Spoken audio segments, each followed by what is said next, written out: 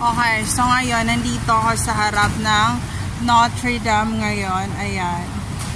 So, ang gagawin natin ngayon, mag-i-inquire tayo how's the kumbaga enrollment dito, how's the facilities, and also ano yung pamamalakad nila ng pag-aaral sa school na to na Notre Dame dito sa Cotabato City, Mindanao. So there is someone, congratulations to Ian Madero Calanog, ano to, LPT, hindi ko alam, top 4, 92% of examination for teacher, ganyan, shout out natin.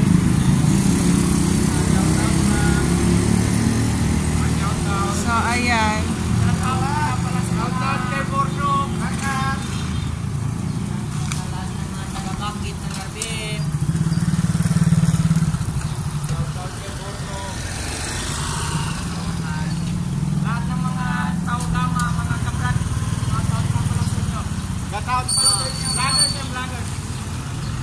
okay, so papasok tayo sa loob and we will see how is the school going on right now. And ano ang kanilang goals and mission and vision for ambition for next year. So ayan, pasok muna tayo sa loob. And nag-take out pala ako ng pagkain. So see you later, friends.